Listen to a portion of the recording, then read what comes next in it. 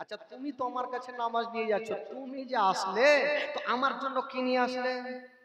চলছে কথা চলছে, তো তুমি তো আসলে তো আমার জন্য কি নিয়ে আসলেন? আমার নবী বলছেন, আল্লাহ আমি যে জিনিসটা নিয়ে এসেছি আপনার 8খানা জান্নাতে পাওয়া যাবে না। জোরে বলুন সুবহানাল্লাহ। আমার আল্লাহ বলছে আমার জান্নাতে নাই তো কি নেই? আমার জান্নাতে তো সবই আছে। আমার আল্লাহ বলছেন আমার জান্নাতে কি নাই? বলছেন আল্লাহ গো আপনার 8খানা জান্নাতে ওই জিনিসটা নাই, ওই জিনিসটা আমি নিয়ে এসেছি। বলল কি? তখন আমার নবী বলছেন আমি ওই জিনিসটা নিয়ে এসেছি, আত্তাহিয়াতু লিল্লাহি ওয়াস সালাওয়াতু ওয়াত তাইয়্যিবাত। এই জিনিসটা আপনার 8খানা জান্নাতে পাওয়া যাবে না। ও ঠিকই তো কথা, এই জিনিসটা তো নেই বাবা গো। এবার আমার নবী 50 ওয়াক্ত নিয়ে যাচ্ছেন নামাজ। তো প্রথম আসমানে মুসা আলাইহিস সালামের সঙ্গে দেখা। উনি বলছেন ইয়া রাসূলুল্লাহ আপনি তো আল্লাহ পাকের সঙ্গে কথা বলে যাচ্ছেন, তো আপনার উম্মতের জন্য কি নিয়ে যাচ্ছেন? বলে 50 ওয়াক্ত নামাজ। বলছে হুজুর আপনাকে একটা কথা বলবো। হ্যাঁ বলো। বলে 50 ওয়াক্ত নামাজ জিন্দেগিতে পড়তে পারবে না, আপনি যান আর কিছু কমিয়ে নিয়ে আসেন, কারণ এই 50 ওয়াক্ত নামাজ পড়ার ক্ষমতা কাউরি নেই। আমার নবী গেলেন, বলছেন আল্লাহ আপনি 50 ওয়াক্ত নামাজ দিয়েছেন আল্লাহ গো, আল্লাহ সেখান থেকে কিছু মাইনাস করে দেন, আমার উম্মত পড়তে পারবে না। আমার আল্লাহ বলছেন যাও ওগো নবী আমার, যখন তুমি বলেছো যাও যাও, ওই 50 থেকে আমি 5 ওয়াক্ত নামাজ মাইনাস করে দিলাম।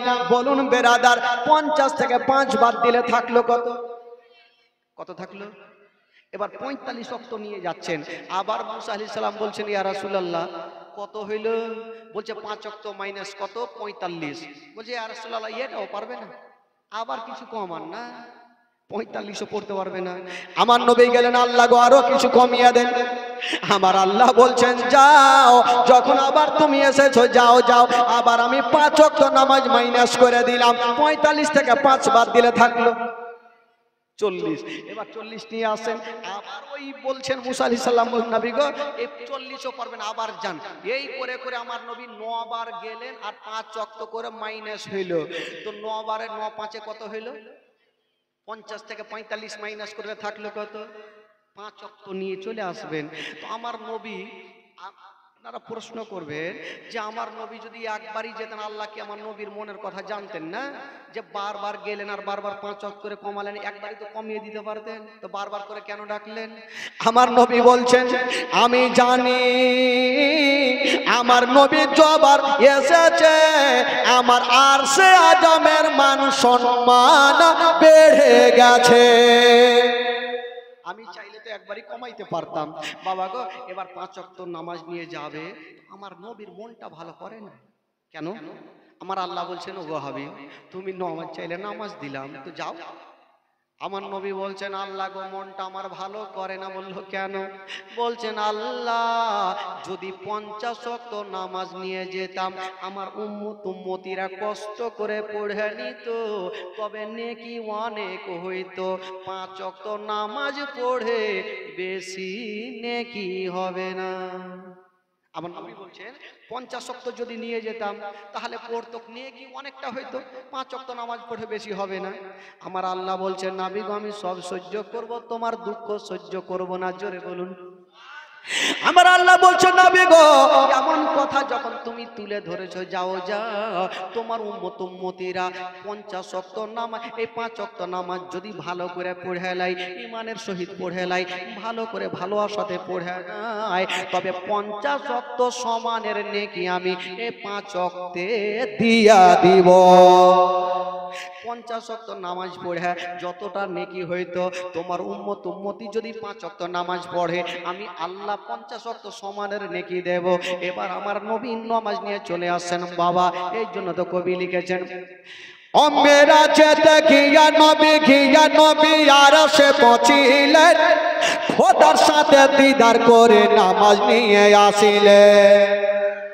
জোরে জোরে ও মেরাজেতে গিয়া নবী আরশে পৌঁছিলেন, খোদার সাথে দিদার করে নামাজ নিয়ে আসিলেন, নামাজ নিয়ে আসিলেন। মেরাজেতে গিয়া নবী আরশে পৌঁছিলেন, খোদার সাথে দিদার করে নামাজ নিয়ে আসিলেন। ও নামাজ হবে কবরের আলো, অন্ধকার রবে না, মদিনায় ডাকো না আকা, মদিনায় ডাকো না, মদিনায় ডাকো না আকা, মদিনায় ডাকো না। ও মদিনাতে গিয়া নবী তোমার দিদার করিব, মনের জ্বালায় আমি সেথায় গিয়া মিটাব। গোটা মাজমা বলু, ঘুমাই না ভাই, চোখটা একটু বড় করে রাখেন না, জীবনী শুনেন না, মন খুলে শোনাবো।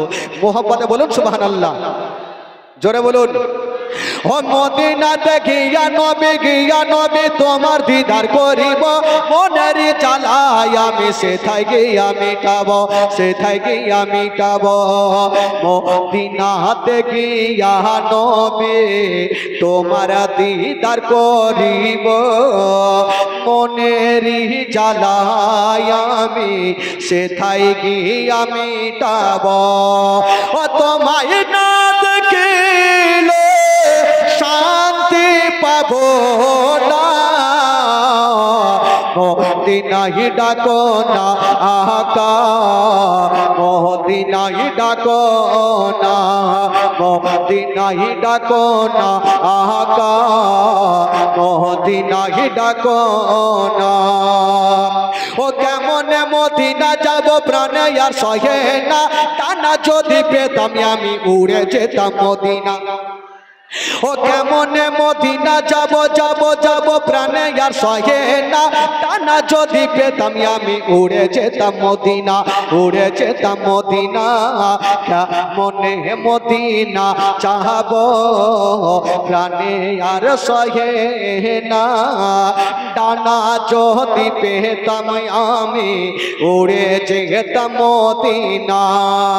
ও তোমায় না দেখিলে শান্তি পাবো না,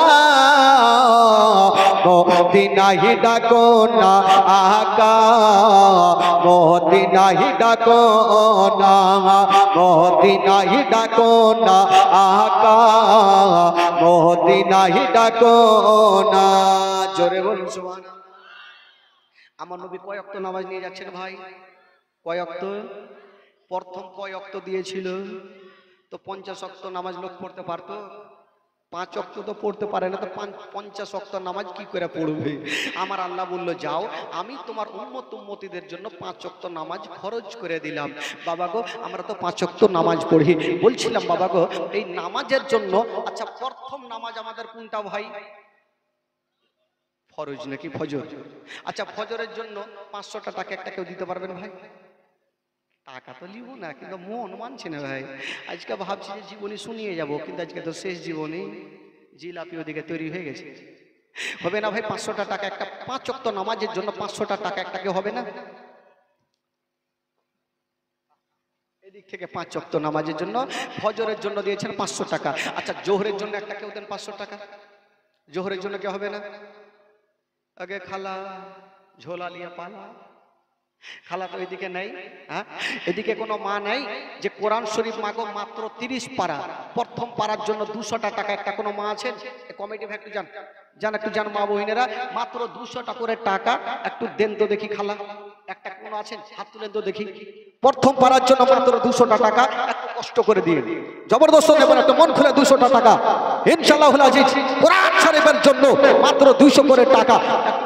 5 জন মা 10 জন মা একটু চট করে দিয়ে যান তো দেখি খালা।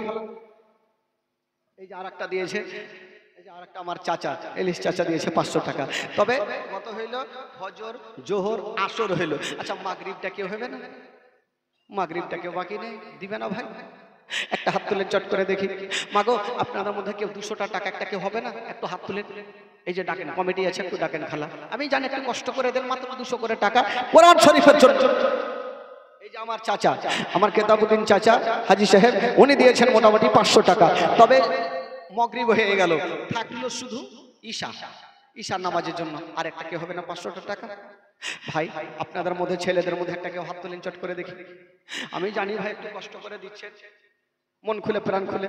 এ তো হয়ে গেল, ঈশা হয়ে গেল, এবার সবই তো হয়ে গেল। এ মামু কোনটা মামু?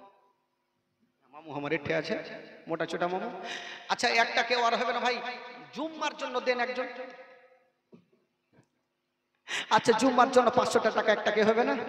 আহারে সবই তো হবে রে, জুম্মার জন্য হবে না? এই তো চলে আসলো জুম্মার জন্য, সুবহানাল্লাহ।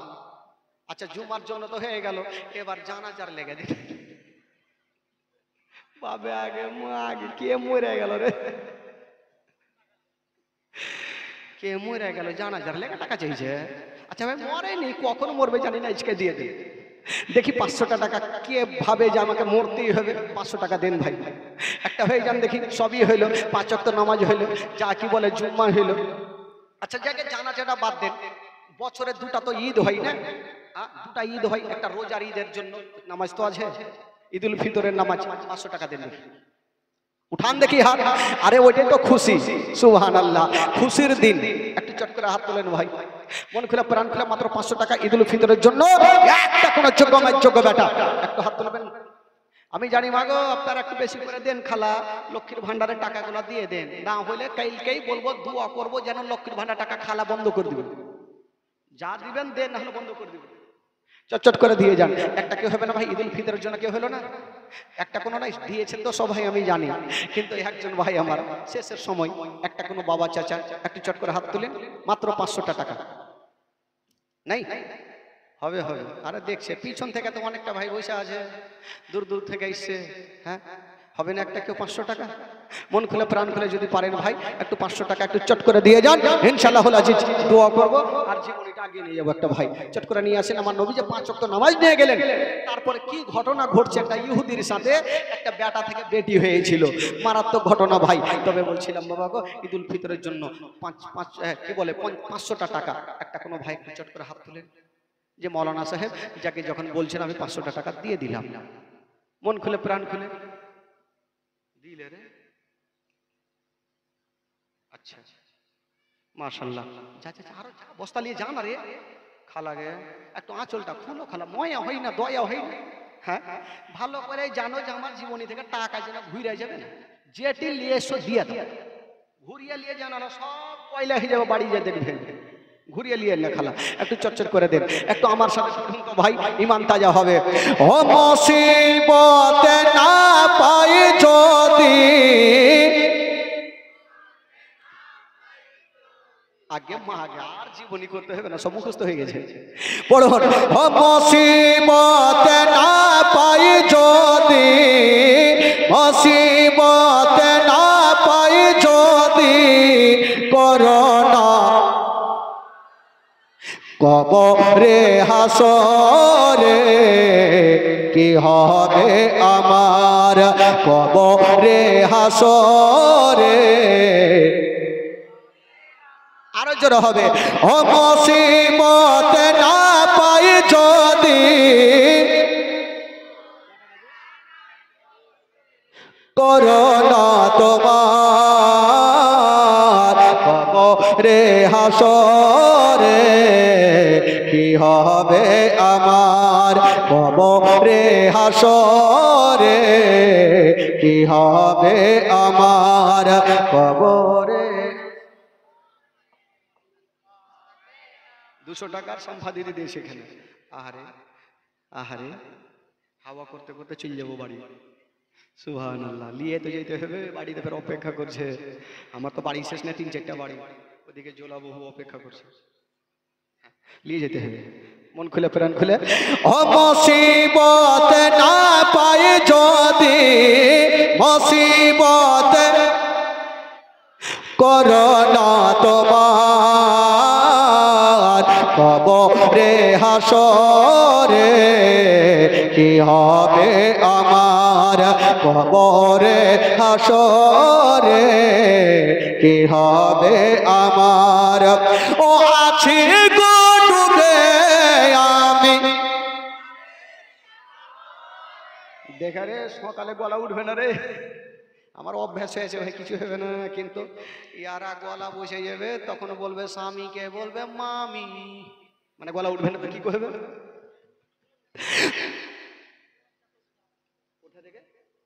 হায়দ্রাবাদ থেকে 500 টাকা দিয়েছে।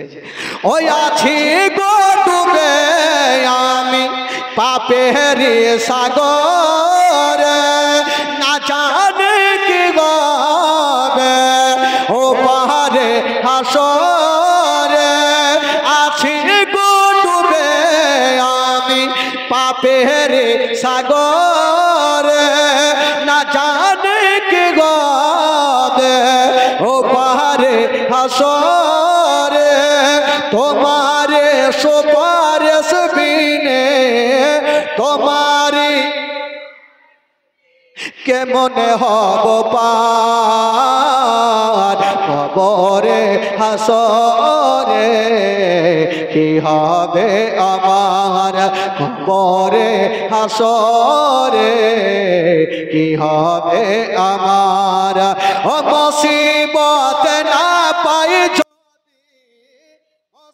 বেরাদার বন্ধুগণ ভাই আমার, তো আমার নবী ফজরের নামাজ পড়ার আলোচনা করছেন। হে সাহাবারা, আমি তোমাদের জন্য 5 ওয়াক্ত নামাজ নিয়ে এসেছি, আল্লাহ পাকের সঙ্গে 90,000 কথা বলেছি, আমার আসা যাওয়াতে 27 বছর কেটেছে। তো কেউ বিশ্বাস করলো আর কেউ বিশ্বাস করলো না। আবু বকর বিশ্বাস করলো, ওই জন্য তার টাইটেল হয়ে গেল আবু বকর সিদ্দিক রাদিয়াল্লাহু তাআলা আনহু। জোরে বলুন সুবহানাল্লাহ। একটা ইহুদি বলছে মাথা খারাপ, একই রাত্রে 27 বছর কাটবে, উজুর পানি গড়বে, শিকলে হিলবে, বিছানা করো, এই জিন্দেগিতে মানবো না। আমার আল্লাহ বলছে তুই মানবি না, তোর বাপকেও মানতে হবে। ই বাবা ইহুদি বাড়ি গেল, বাজারে গিয়া একটা বড় মাছ কিনে নিল, এত বড় মাছ কিনেছে, আর এসে বলছেন বিবি দেরি করো না, এ মাছটা সুন্দর করে রান্না করো, আমি নদী থেকে গোসল করে আসতেছি। বিবি তুমি মাছটা রান্না করো, আমি গোসল করে আসছি। তো তার বিবি হাঁসুয়া নিয়েছে, হাঁসুয়া নেওয়ার পর মাছটাকে নিয়েছে। ইহুদি কিন্তু দেখছে যে বিবি হাঁসুয়া নিল, মাছ নিল, হাঁসুয়াটা নিয়ে কি বলে মাছটা নিয়ে হাঁসুয়াতে লাগালো, এই লাগিয়ে থাকলো, আর ইহুদি দেখে বেরিয়ে গেল। ও বাবা নদী গেছে, যেমনই নদী যাওয়া বাবা জামা কাপড় খুলে দিয়া যেমনই নদীতে নেমেছেন বাবা, যেমনই ডুব দিয়েছেন, আর ডুব দিয়া যেমনই উঠেছে, দেখছেন নিজের ঘাটে উঠল না, একটা অন্য জায়গাতে উঠে গেল, একটা অন্য ঘাটে উঠেছে। কিন্তু আর একটা মজার ঘটনা ছিল, বেটা ছেলে অন্য ঘাটে উঠেছে বেটি হয়ে। আচ্ছা বলেন তো ভাই, একটা বেটা যদি হঠাৎ করে বেটি হয় তো আর মিজাজ খারাপ হবে কি হবে না? ভয় লাগবে কি লাগবে না? যে ব্যাপার কি রে ভাই, কোনো জিন ভূতে ধরলে নাকি, ছিলাম বেটা হয়ে গেলাম বেটি। আর এত সুন্দর দেখতে হয়েছে বলার নেই, চাকচাক করছে ভাই, কিন্তু জামা নাই, কাপড় নাই, জায়গা চিনহে না। বিশাল বড় নদীতে মা যেন চলছে, হেলাহেলি করছে, কোন দিকে যাবে, জামা নাই, কাপড় নেই। জামা থাকলে জামা পরে, না হলে কোনো দিকে চলে যেত। বাবা নদীতে হেলছে গো, আর ওই নদী দিয়া একটা সওদাগর চলে আসতেছে, একটা বাদশা জাহাজ নিয়ে চলে আসছে। বাদশা দেখছে এত সুন্দরী মেয়ে নদীতে কেন ভাসছে। ওই বাদশা দেরি করলো না, জামা কাপড় দিল, আর সুন্দরী মেয়েকে নৌকাতে তুলে নিল। এত সুন্দরী মেয়ে, তাকে জিজ্ঞাসা করছে তোমার বাড়ি কোনখানে? ইহুদি কিন্তু বলছে না যে আমি ছিলাম বেটা হয়েছি বেটি, কারণ কে বিশ্বাস করবে এই কথা বললে? আর দুই চার জুত্তা খাইতে হবে। ও কিন্তু এই কথা বলছে না, কোনো কথা বলে না, কিন্তু বাদশা ভাবছে এত সুন্দরী মেয়ে এখানে ভাসে, চলো বাড়ি নিয়ে যাবো। বাদশা বাড়ি নিয়ে গেল। একদিন কাটলো, 2 দিন কাটলো, এত সুন্দরী মেয়ে ছাড়া যাবে না। বাদশা ওই মেয়েটাকে বিবাহ করে নিল, বিয়ে করলো। একটা বছর কাটলো, একটা সন্তানের মা হইল। 2টা বছর কাটলো, 2টা সন্তানের মা হইল। ইহুদি কিন্তু এই কথাটা কোনোদিন বলে না, স্বামী গো আমি ছিলাম বেটা হয়েছি বেটি, কারণ এই কথা বলে তার স্বামীও বিশ্বাস করবে না। কিন্তু ওই মনে মনে আলোচনা করছে যে মনে হয় আমার বিবি আর বেঁচে নেই, আর যদিও থাকে তাহলে হয়তো কোনো জায়গাতে বিয়ে করলেছে, স্বামীর আশাতে আর থাকে। ওইদিকে বিবি চিন্তা করছেন, জানি না হয়তো ওইদিকে বাবা গো বিবি তো বাড়িতে আছে, আর ওই মেয়েটা 1 বছর কাটলো, 2 বছর কাটলো, 3 বছর কাটলো, 3টা সন্তানের মা হইল, 4 বছর কাটলো, 4টা সন্তানের মা হইল। এই করে করে 7 বছর কাটিল, 7টা সন্তানের মা হয়ে গেল। 7টা সন্তান যখন হইল, তো সুন্দরী মেয়ে ইহুদি ভাবলো যে আমি তো গোসল বহুদিন থেকে করিনি, ইচ্ছা যাচ্ছে একটু গোসল করব নদীতে গিয়ে। ওই সুন্দরী মেয়ে যেমনই নদীতে গিয়েছে গো, বাবা নিজের ঘাটে ডুব দিল। বাবা গো 5 মিনিট পর যখন মাথা তুলে দেখছেন বন্ধুরা, ওই যে 7 বছর আগে নিজের ঘাটে বেটা হয়ে ডুবেছিল, অন্য ঘাটে বেটি হয়ে উঠেছে, আবার বেটি হয়ে ডুব দিয়েছে, নিজের ঘাটে বেটা হয়ে উঠে গেল। মাথায় কিল মারছে যে আমি কোন স্বপ্ন দেখছি না, কেমন না স্বপ্ন তো দেখি না, সত্য আমার সাথে ঘটছে। যাকে যখন নিজের ঘাটে উঠেছে, উলঙ্গ অবস্থায় চিন্তা করছে জামা নাই কাপড় নেই, কেমন করে বাড়ি যাব। এবার চিন্তা ভাবনা করছে, আস্তে আস্তে ঘাটে উঠে গো।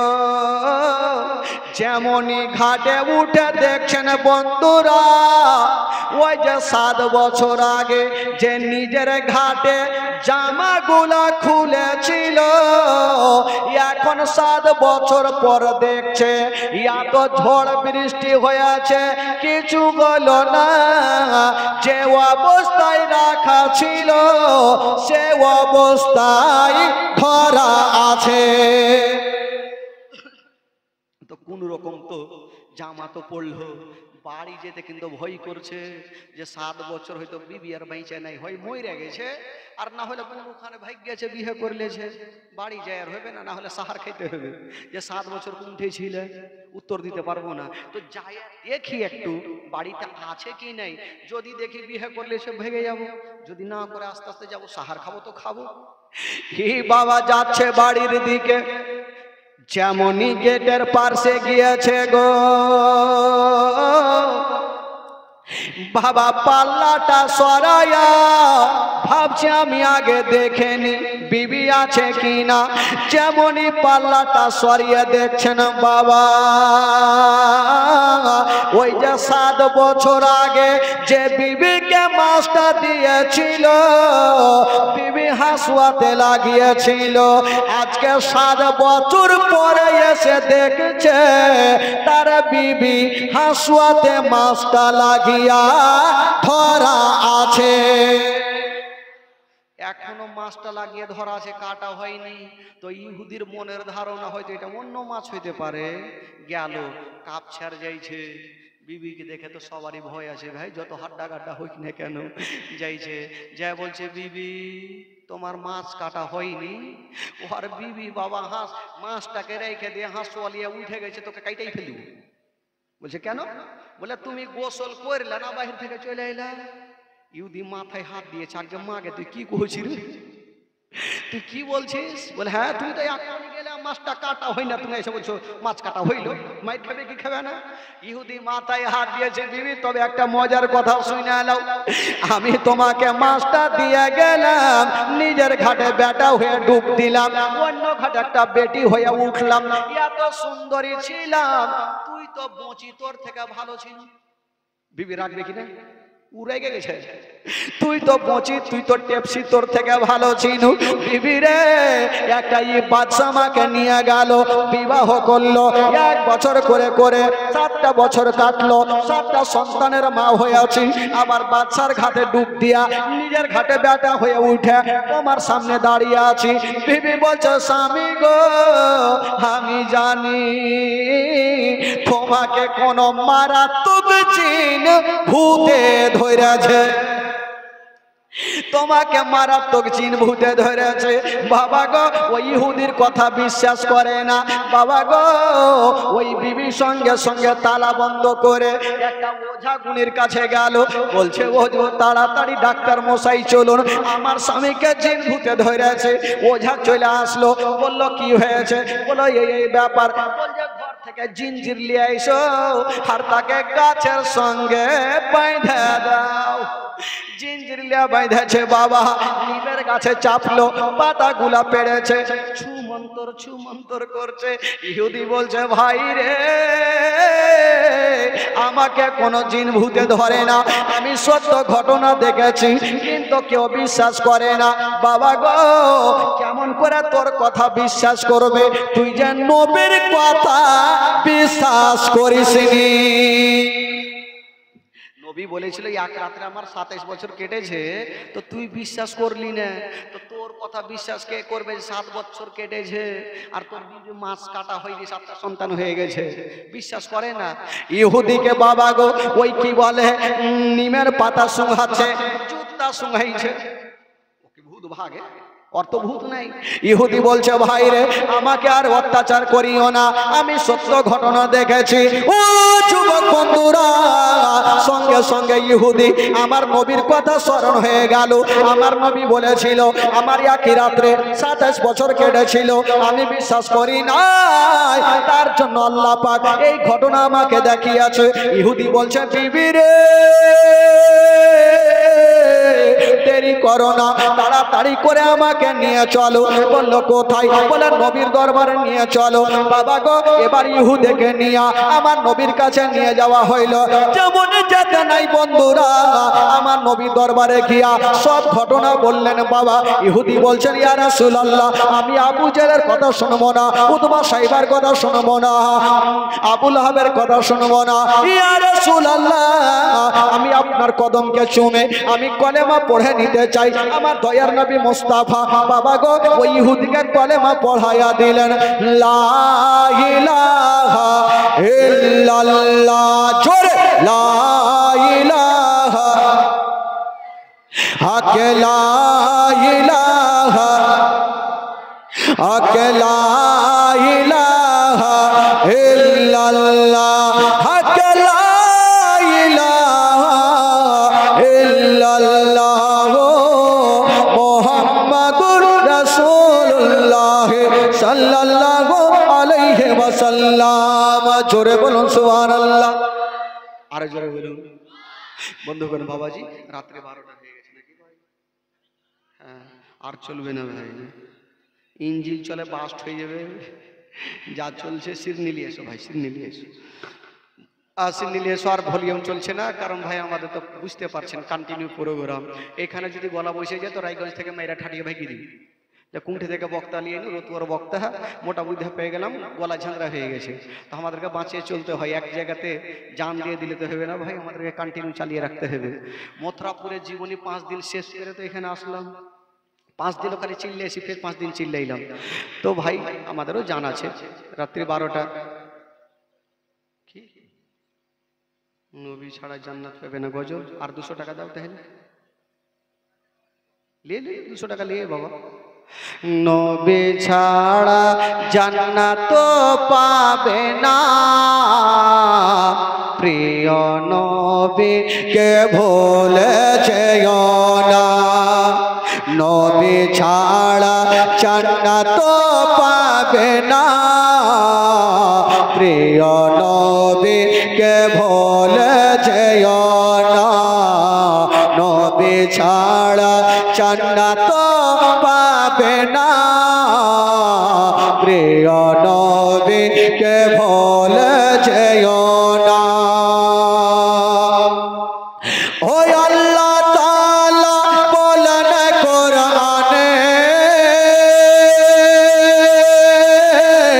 যা আছে আসমান ও জমিনে আল্লাহ আল্লাহ আল্লাহ আল্লাহ আল্লাহ তাআলা বলেন কোরআনে যা আছে আসমান ও জমিনে সবে কিছুই তোমার অধীনে সবে কিছুই তোমার অধীনে প্রিয় নবীকে ভুলে যেও না সবে কিছুই তোমার অধীনে প্রিয় নবী হবে না পারি নাকি একটা স্টেজে লেগে জান হারে না ভাই টাইম হয়ে গেছে হবে না ভাই জিন্দা কেন করতে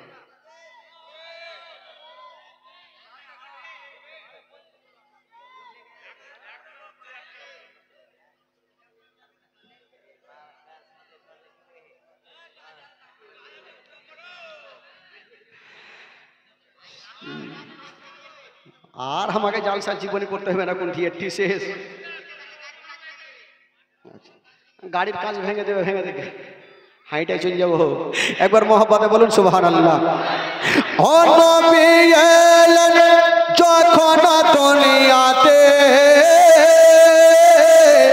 চারজন নারী এলো সাজদাতে নারী গলায় এত সুন্দরী নারী গলায় এত সুন্দরী তারা হল নবীর দিওয়ানা নারী গলায় এত সুন্দরী তারা হল নবীর দিওয়ানা নবী ছাড়া জান্নাত পাবে না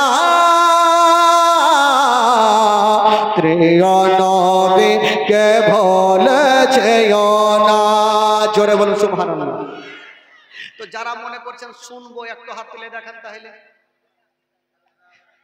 100 লাগবে না 10 টাকা করে দাও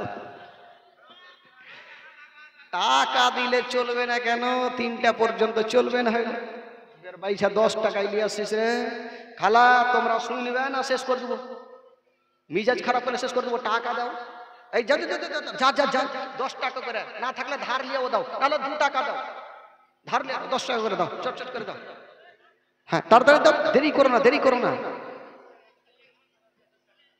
আমি জানি দিবে আমার আরে লে লে লে লে বাবা লে লে ভাতিজা রে বেটা রে দেরি করিস না আহারে চলে আসছে যা চাদর গেল খালাগে 10 টাকা করে না হলে 50-100 টাকা করে একটু চাদর ফেলো তো মন খুলে সবাই দেন না থাকলে ধার নিয়েও দেন হে পাগলা রে কত গাজাল শুনে যা রে ভাই রে কত গাজাল শুনবে সব গাজালের পাগলা লে হ্যাঁ হ্যাঁ সুবহানাল্লাহ ডিমো মেলাটি আছে বিক্রি করতে হবে লাস্টে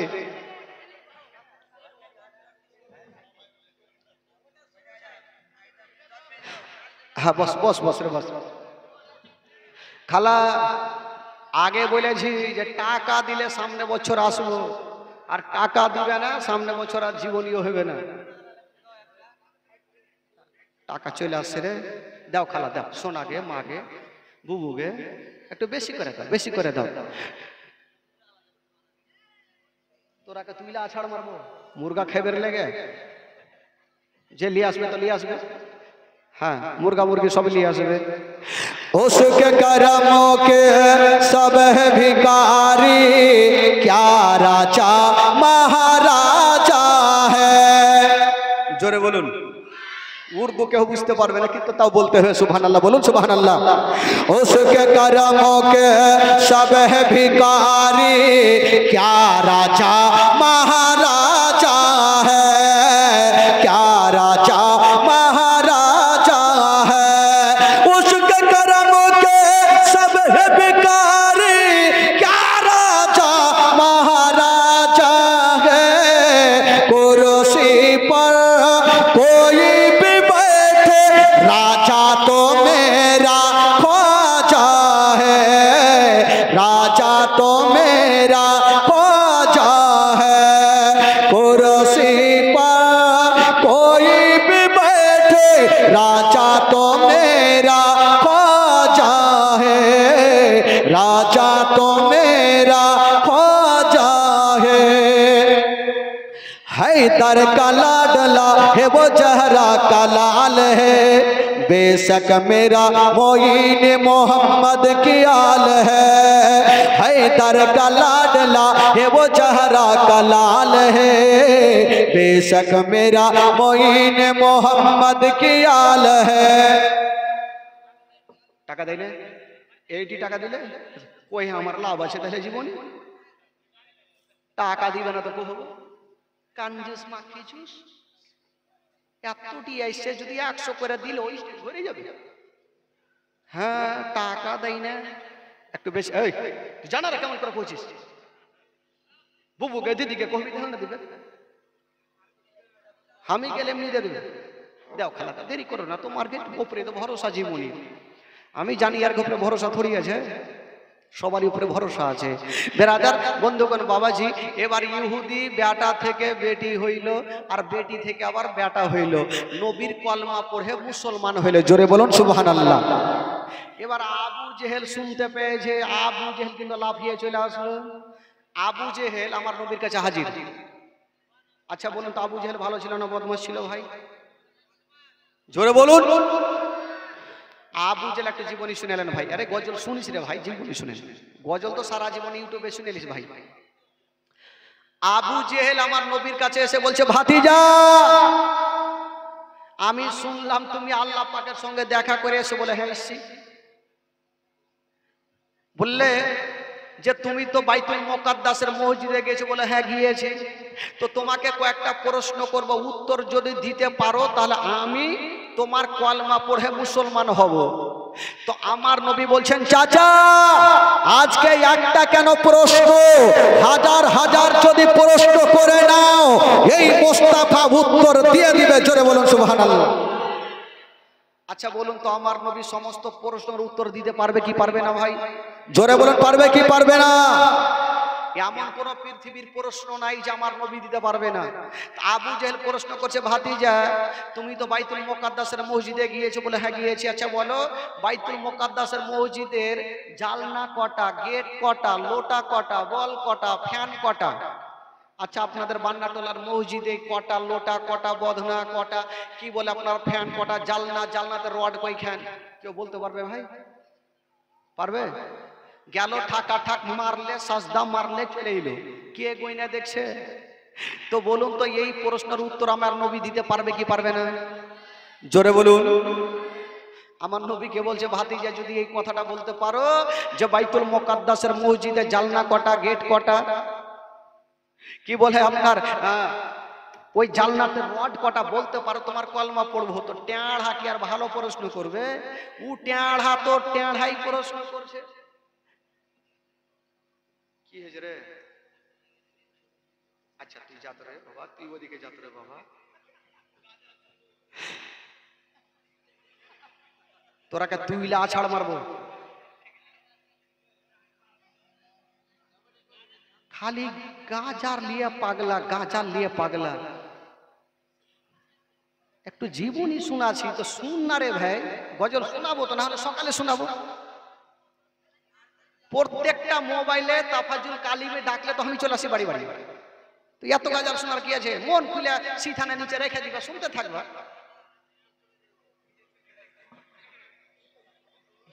উল্টা মনে হয়েছিল নাকি তোরা রে? কেমন কথা, তোরা তো জান ছাড়িস না। ভাই একবার মহব্বতে বলুন সুবহানাল্লাহ। আরো জোরে বলুন।